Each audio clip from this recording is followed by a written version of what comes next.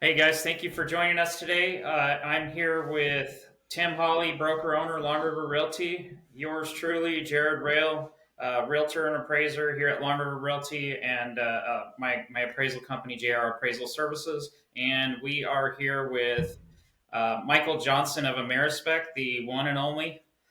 Welcome Thank in, you. Mike. Thank you, Jared. Thank you, Tim. How Appreciate you you. doing? How you I'm doing? doing well. I'm doing well. Good. We're doing the part two series. So in part two, we're going to talk about plumbing. So Mike, tell us why plumbing is such an important part of a home inspection. Sure. It's a huge part of an inspection because it's a huge part of a utility that goes into a home. You have to think, major water sources going to a home. We have to check all those areas of connections and pressures and make sure that your systems are fully functional to deliver the water and the temperature of water that you need to these areas. Making sure that we have a good water or plumbing inspection on the house ensures a leak-free house, and making sure that your systems are fully capable of doing what needs to be done for the home. What do you want to dive right into what some of the most common issues are that you see, or Yeah, because Jared's waiting for you to say a word. You can see a prop pop up. He's just go for it. So he's sitting there waiting. He's Yeah, got loaded yeah. guns. Absolutely. I just did a home inspection this morning where the drain waste pipe. So a drain waste pipe is a pipe underneath a sink that has what's called a P trap in it. And this P trap is what holds water to allow the noxious, nasty smells and things of that nature to not enter the home. These areas are so prone to leak. A lot of times people don't look down there. It's not a very common place that people have their heads in. So they don't know sometimes if they have a leak, or like the house I was at today, they knew they had a leak and they just would fix plumber's putty on every single joint of the pipe going down to keep the water from flowing out to go down. But these are all areas that I probably find the most issues with. It's usually a you know what show down there. It doesn't take much to maintain or look after these areas to make sure that it is leak free or done right. And I can't tell you how many times I find a non standard P trap or a standard trap. Sometimes I've seen them go in an S fashion. I call those the roller coasters of the world. It's just it's unbelievable the things you find. So yeah. yeah? So I brought in a piece of a P trap. This is We know you were waiting. That's why we're laughing. but this is a piece of a P trap. Yes. This is what Mike's talking about here, Yes. and the reason I brought this in, I've seen this on numerous home inspections before, and I saw it the other day, not in a home, but in a hotel. Is one of these flexible accordion type P trap pieces that you can tell us why those are not allowed. But I Yeah. was shocked to see it in a hotel in a professional But setting. I was but thinking, but why is it Jared, available? before he answers that question, did you tell your wife that you had to borrow some parts today as props? Are we going to be getting a call of a screaming woman with water running all over the house? I, Jared, what's going on with the and bathroom? I hope not. No, this is a clean portion of a P trap, and notice the mixed use of materials here, Mike. I don't know I if saw that. that's an issue. Be compliant in your home inspection. I'm curious to know the answer to that as well. As long as it's sealed tight and it's not leaking, I'm usually okay with most of it. But I have seen some ones where the metal ones, they tend to, I don't even know if they're actual full metal, but the metal couplings that are the like almost the male end or the female end that goes down on the threads, I've seen them cracked because over time, all that water that gets to it will start deteriorating that metal or the, bimetal or whatever it is, and it will crack it. So if I see metal on those things, I will call it out to say, you need to keep an eye on that because before you know it, you're going to have a puddle of water down there. But what you have there is okay if it fits now. A lot of times I see them where they don't fit. They just And they shoved the have the thing. piece exactly. They have the piece that's what the one today was. It was just sitting in there. I could pull the trap down and it would pull the pipe out. So so the pieces were the wrong size, or were they missing these little seals right here? both wrong size and missing seals, everything. Jared stole Yeah, them. yeah, yeah, There Yeah, you go. I yeah. got them right here. I need you to go back to Huntington Drive today and put those back in, please. Now he's talking about this is the female end and this is the male end, right? And Correct. what these seals are for anybody who's not here with us, if you have a straight end of a pipe that comes down into here, this just slides right over the top of it. You'd have one of these seals on there, and then it turns into a compression style fitting Hmm. that you just tighten this down on top of that seal, and it hooks it all together. Um, Now, your non-professional flex tubing, that I'm glad you brought that up, because that is actually another one that I see very often, and I call it the accordion style.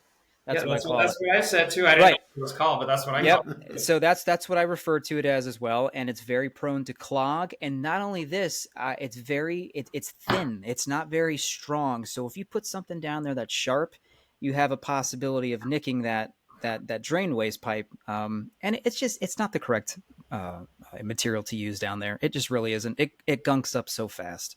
You'd be really surprised.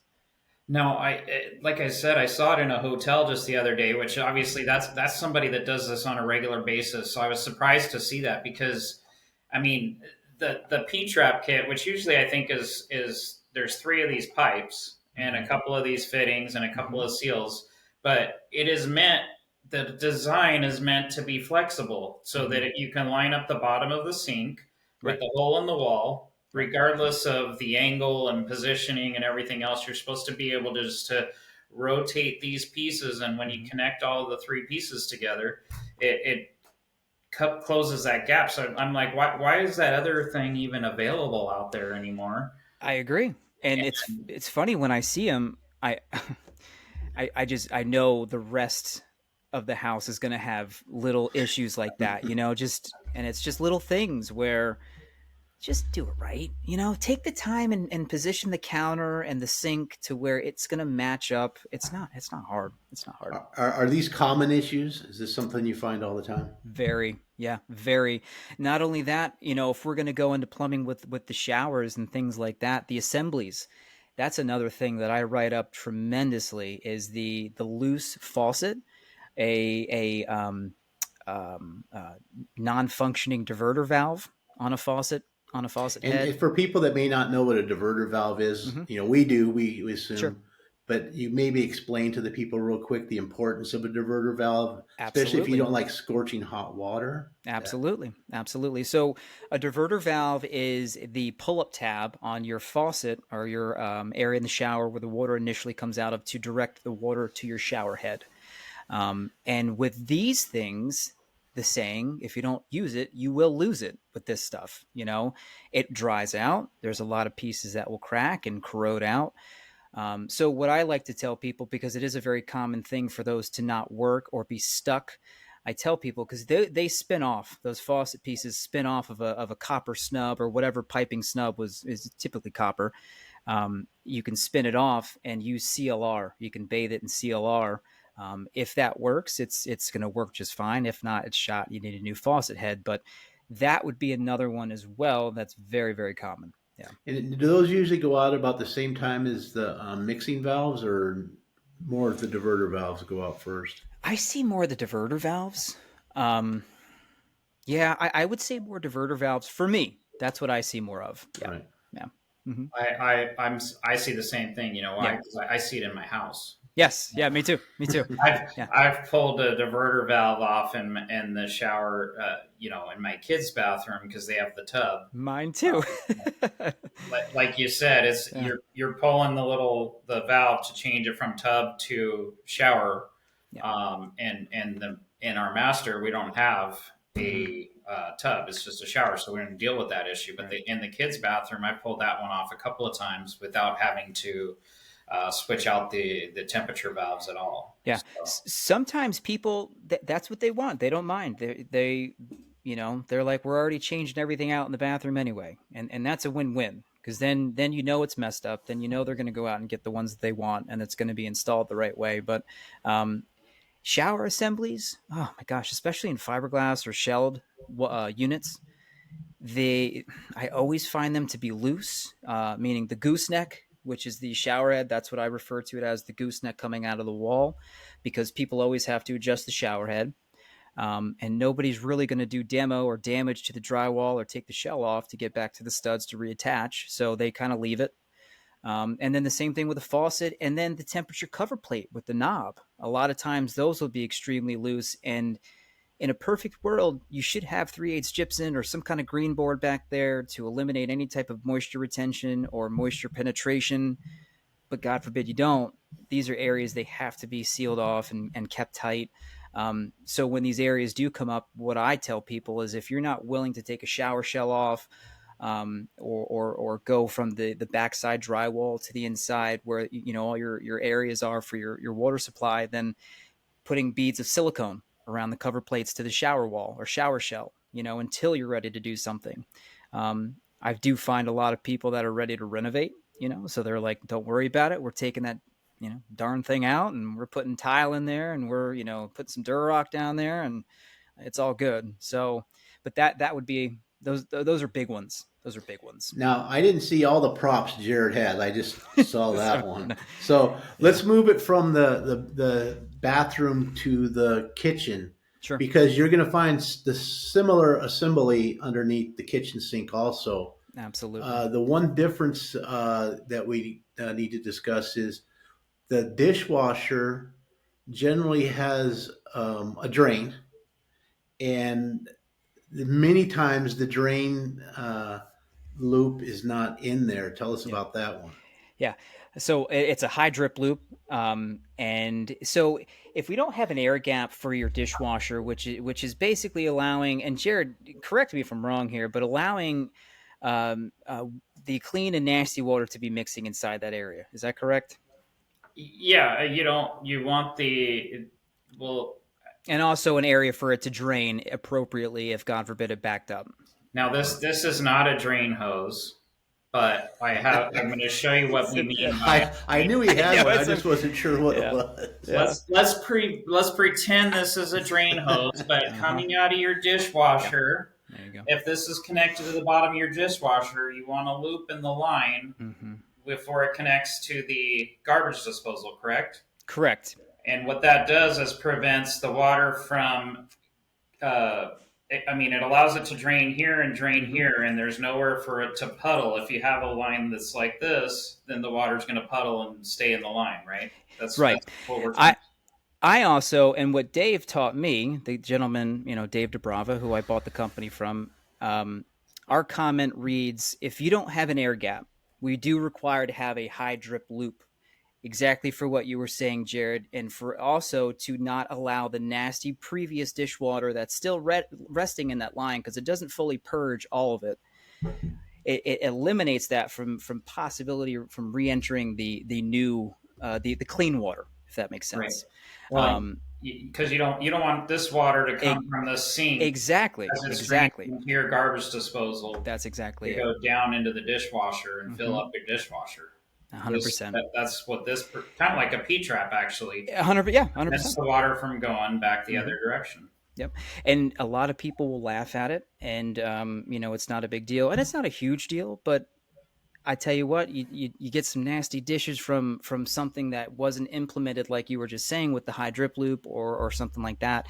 It's nasty. It's unsanitary. It really is. So, and that's what we report it as an unsanitary feature that could possibly happen.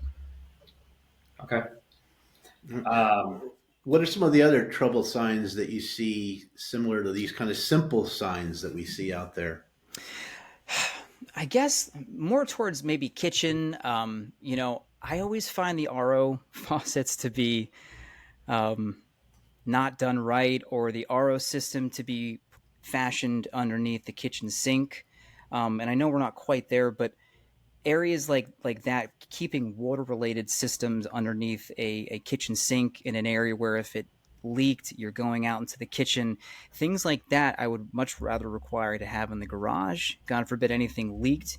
There's not much in the garage that can be damaged except some drywall, maybe a little bit of personal property. Things in the kitchen, you're talking about cabinets, things like that. So that's one thing that I do don't call out, but I make suggestions for on probably 7 out of 10 inspections a week because they're always under the sink. Yeah, and the problem there is people want to keep putting stuff under the sink, Right. and I'm the opposite. When I see something, it's like, no, we can find a better place for that. Yeah, you should see mine. Because I have 3 things under it. yes, that's it. So because you start jamming stuff under there, you're going to hit those P traps. You're going to hit the ROs. You're going to cause your own problems. Yeah, and You not know. everyone thinks about turning the water off when they leave, and a lot do, but you'd be surprised how many don't. And you know what? I'm one of them. We just left for California a month ago, and I didn't turn my water off. You know, I'll admit it. And that's how things happen. Yeah. All of our lines are up top unless you have a manufactured home, and some of the older homes have some laid lines, but primarily 98% of it's over our heads. So when you have a leak, it just comes down. And usually into the home. So, and Yeah. that's why the water inspections, the plumbing inspections are so important, because when we do it, I have to get in the attic, and I'm required by state to look at plumbing supports, which also helps me look at the condition of the plumbing lines that are in the attic, because when it's 120 outside, it's usually 150 in the attic. I've seen electrical junction boxes melt like a Salvador Dali painting right in front of my eyes while I was looking at it. It gets really intense in there. So making sure that those areas in the attic and then also in the wet locations are adequate is so substantially important. Yeah, So, and that's one of the things that Dan and I let our clients know, because they'll leave sometimes for the summer, sure. but their house is still on the market. Mm-hmm. And if we know that it's empty, we go by there a minimum of a couple times a week, That's great. just to go in there and do visuals, open cabinet doors, look Yep. around, look outside, see something that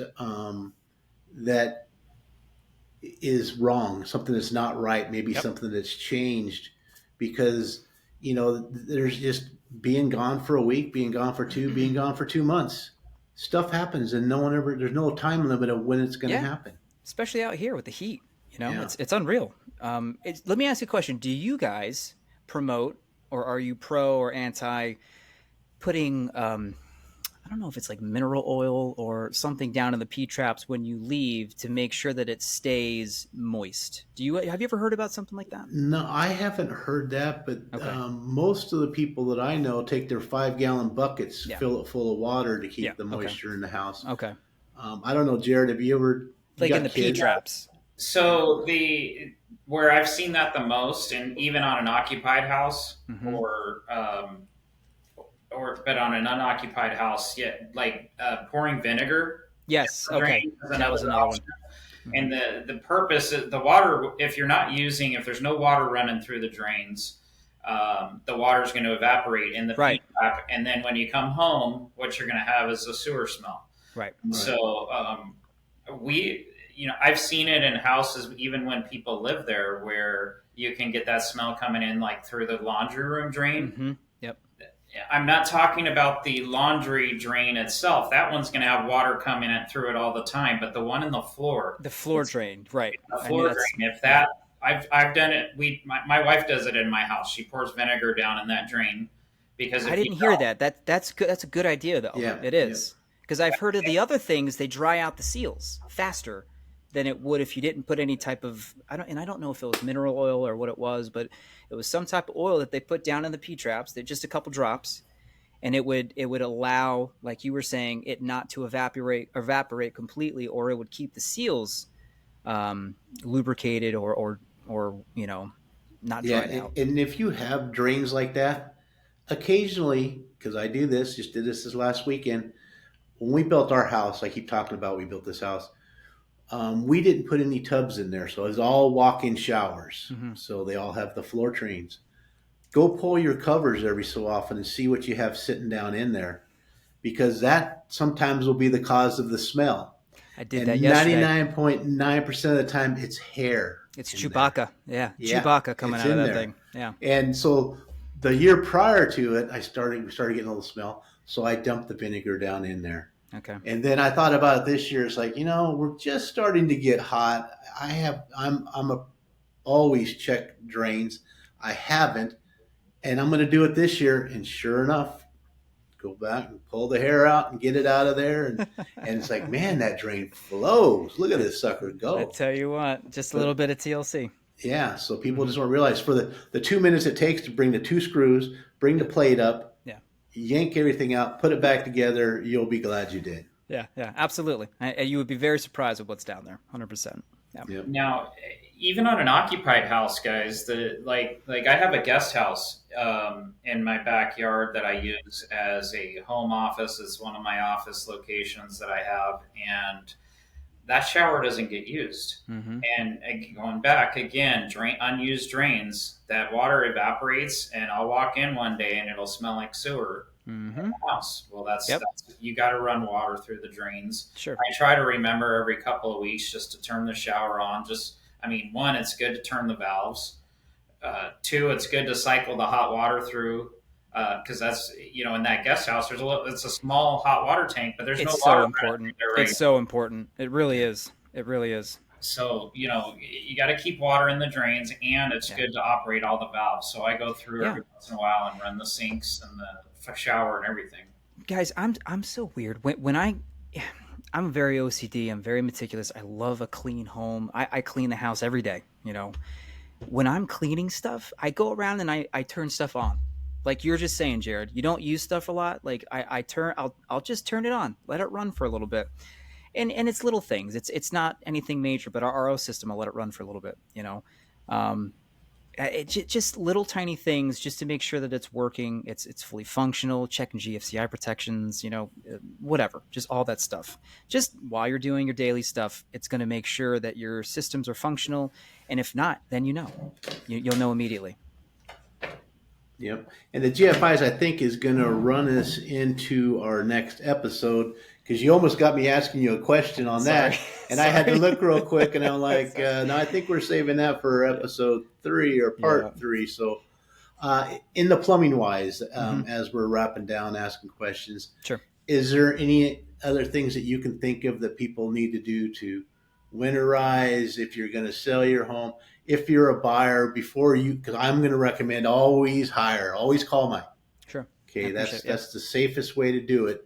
Sure. But as doing the visual, is there something that the buyer should look at as they're walking through the home before they even make an offer? Yeah, absolutely. Water stains, and this is where it gets tough because a lot of times when houses are put on the market, they come through and they do a revamping, and it's usually just an exterior and then an interior paint or things like that. So that's tough. But dry staining, bulging walls, spalling stucco, meaning stucco is adhered in 3 coats, and the final coat is what falls when I'm talking about stucco or spalling. And it's a huge indication of water being in that area, typically from irrigation, but I have seen it happen from hose bib leaks that have been spraying back onto the stucco. And then not only that, but looking at your supply lines. Not all the time you have to get in the attic to see what's there.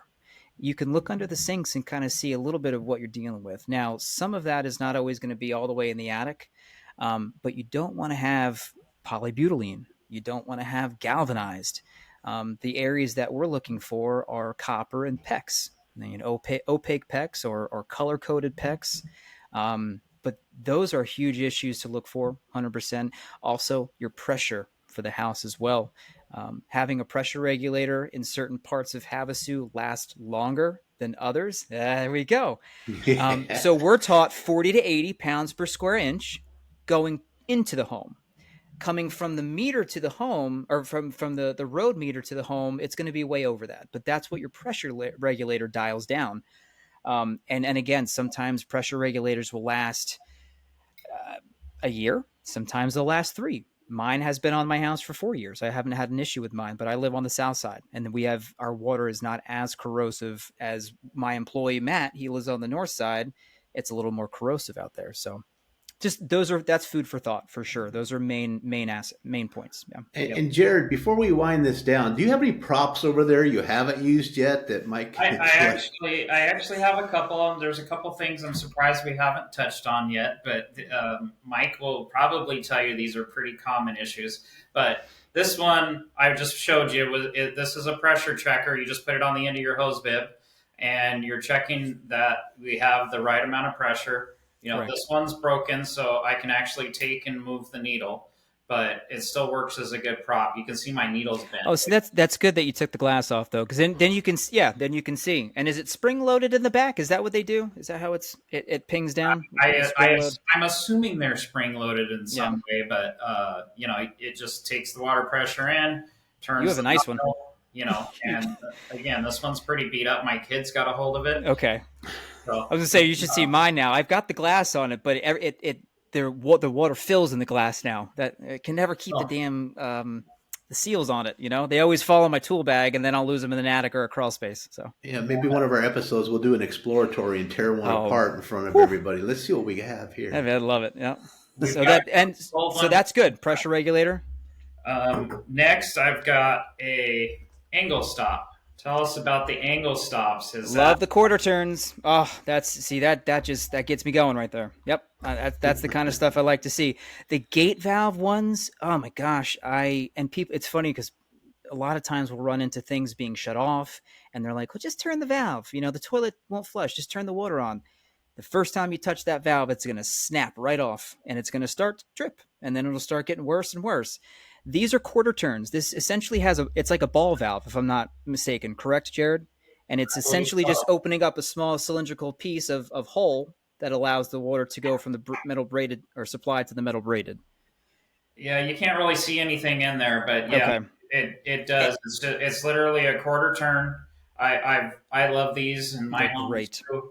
I think the other ones you're talking about, the ones that just keep spinning, right? Yes, sir. And you don't see those as much anymore, but I still see them a lot on the homes that are 20, 30 years old, because those used to be really popular. Yep. And, for anybody who doesn't know, these angle stops, I mean, this one, for example, could be used for the toilet supply. So it's one side coming out is, I think this is a 1/2 inch coming out. I was going to say a 1/2 inch there, yeah. Which would work for your toilet, and then it's got a 3/8 or quarter coming out here. I believe this one's a 3/8. Yeah, it looks like. And then you run that up and hook it into the bottom of your toilet. Mm-hmm. And but these lines, this is a braided line, but these lines and these angle stops have a tendency to go out and need to be a serviced item that I'm guessing you find frequently. Very. A lot of times with the old ones, I'll find the lever part sheared off. So if they have a leak, how are you going to turn the water off there? You got to go turn the water off to the whole house at that point, You know what? I don't touch them unless I know they're good and you've been working them and turning them. If I go into a house that hasn't been touched in a while, I'm not touching that. I'm going to use the main shut off outside. I'm going to shut the water off to the house. Then I can try the stop and see if it works. Absolutely. Shut the water off first, though. Mm-hmm. Hey, real quick. So do you find a lot of times people will update the house and have half and half? They'll do half quarter turn and have the other ones the originals? Oh, yeah, absolutely. Yeah. I see that all the time. I think they just replace them as they need them. Okay. When they do. That makes sense. New faucets in the primary bathroom that's got dual vanity, and they replace those faucets. They had to do the angle stops while they were in there because they were probably just do them all though, right? Just do them all though. I don't know. I'm glad you brought that because that is something that I don't have a comment on, but it is something when I'm there, if they're there, I'm saying change them out as soon as you can. And it's not that they're bad, they're leaking. I don't know, but take the percentage down of anything happening. That's always been my motto. It's easier to change it before it's broken. Oh my gosh, yes. Now, do you operate them during inspection to see if they work, or you don't touch them because you're afraid they're going to break, like I just said? Exactly that, and we're actually not allowed to by state. Our state standards does not allow us to turn anything on that's off, or vice versa. So if I get there and it's off, I can't do anything with it. Now, I will say if the agents are there on both sides or at least the selling agent to where I can have them ask their seller, I will do it with them watching me. But yeah, we typically don't touch them. Yes, I had one leak one time and it was so bad. Yeah. So in the appraisal side of things, agents used to tell me, hey, the water's off. You just got to turn it off or turn it on at the main shutoff.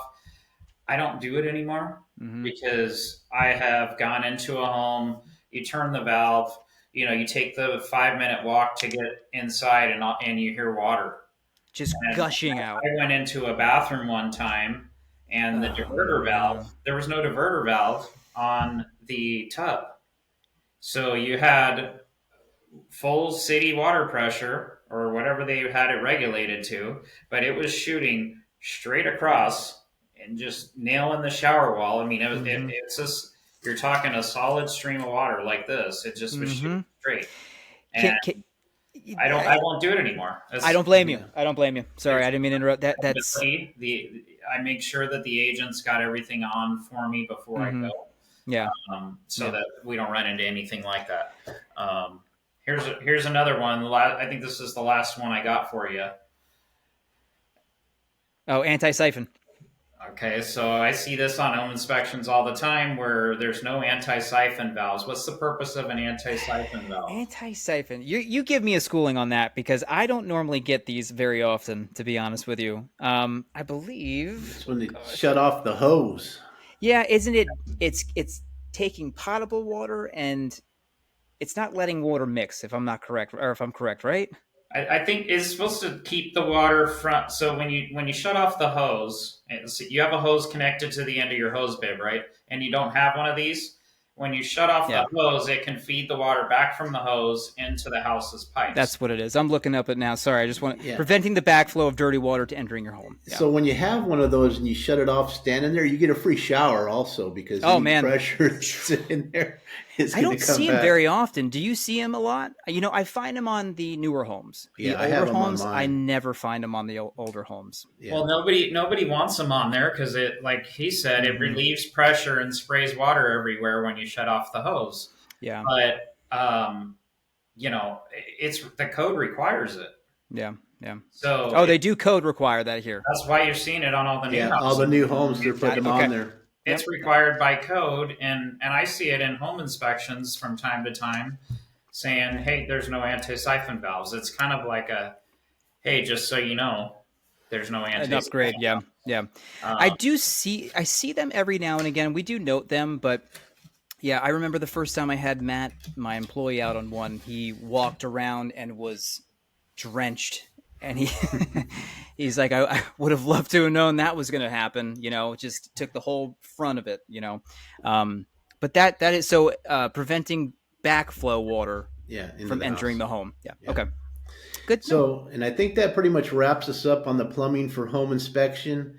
If there's anything else left, because we're going to do on part 3, we're going to be talking about the electrical and what the Amerispec and Mike looks for in the inspections for that.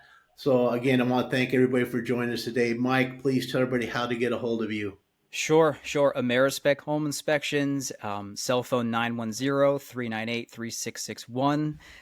The business line is 928-854-2595.